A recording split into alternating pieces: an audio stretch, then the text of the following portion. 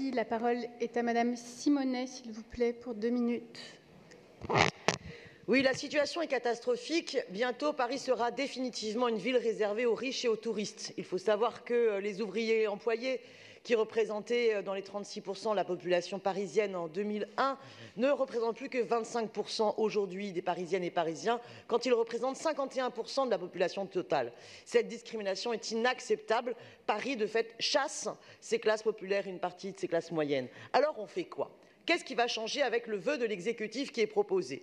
Eh bien, la majorité, par le biais de la maire, va demander au gouvernement, s'il vous plaît, on aimerait bien qu'il puisse y avoir un gel des loyers. Est-ce que vous voudriez bien nous déléguer la compétence? On connaît la réponse. Ils diront non.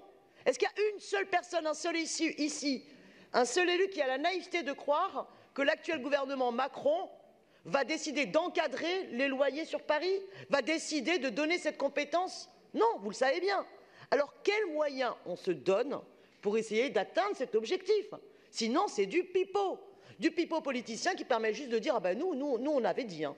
Il aurait fallu donner la compétence sur l'encadrement des loyers. Ben, je propose une méthode.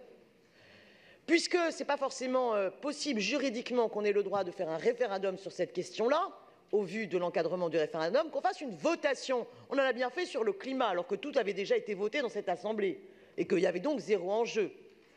Faisons une votation des Parisiennes et des Parisiens pour ou contre le gel des loyers. Je dirais même, pourquoi pas, la baisse des loyers. Parce que franchement, la situation est tellement scandaleuse, inacceptable, où la spéculation sur le logement a bien emporté sur le droit au logement, que la question de la baisse se justifierait bien.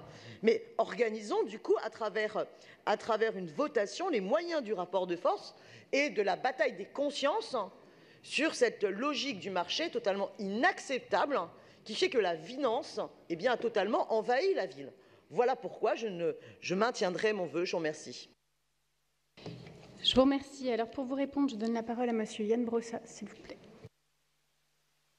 Merci chaleureusement Daniel Prémel et le groupe communiste Front de Gauche pour le vœu qu'ils ont présenté.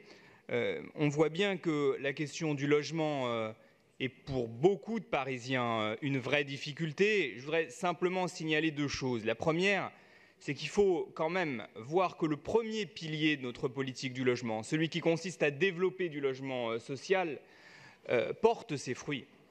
Il y a aujourd'hui 550 000 Parisiens qui vivent en logement social. 1 Parisien sur 4 quasiment qui vit en logement social. Et s'il y a encore 25% d'ouvriers et d'employés à Paris, c'est parce que nous avons développé le logement social comme nous l'avons fait depuis maintenant 18 ans dans la capitale et que nous sommes passés de 13% à 21% de logements sociaux. Il reste, et vous avez raison de le dire Daniel Prémel, que dans le secteur privé, les prix sont devenus particulièrement prohibitifs et qu'il nous faut donc, par conséquent, mettre en place de nouvelles mesures. Vous évoquez la question du blocage des loyers. Le maire de Berlin a décidé de bloquer les loyers pour 5 ans. Eh bien, oui, cela aurait du sens de prendre une initiative telle que celle-là à Paris.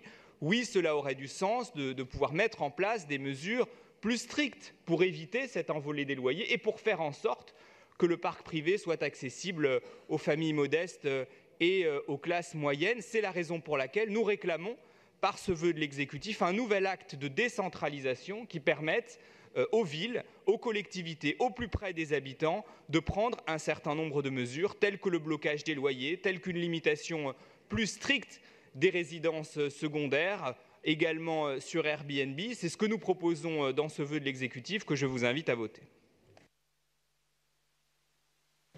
Alors, je vous remercie. Il y a une explication de vote de Monsieur Jérôme Glaise, s'il vous plaît.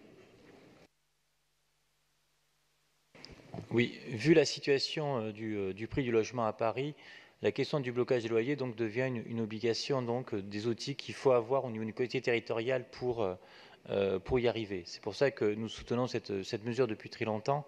Cette mesure sera insuffisante parce que le problème, c'est qu'il va falloir arriver à faire baisser le prix du mètre carré, parce qu'à 10 000 € le mètre carré, ça fait beaucoup. Donc forcément, ça entraîne donc, des coûts surtout, et notamment sur la question des loyers. C'est pour ça que la question de la votation citoyenne, donc les écologistes voteront aussi le vœu de Mme Simonet, parce qu'on connaît bien sûr la répartition des compétences, on connaît l'état du gouvernement, et nous savons très bien que la situation actuelle, donc le gouvernement donc, ne va jamais autoriser donc le blocage du loyer. Déjà que ça a été très compliqué avec l'accompagnement du loyer, donc on n'imagine pas qu'il soit en capacité aujourd'hui d'arriver jusqu'au blocage du loyer.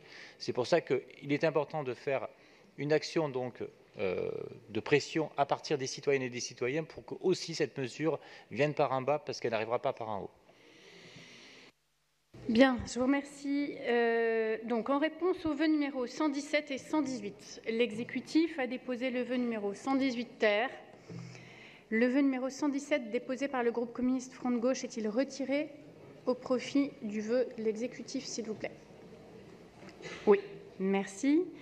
Le vœu numéro 118 déposé par Madame Simonet est-il retiré au profit du vœu de l'exécutif, s'il vous plaît?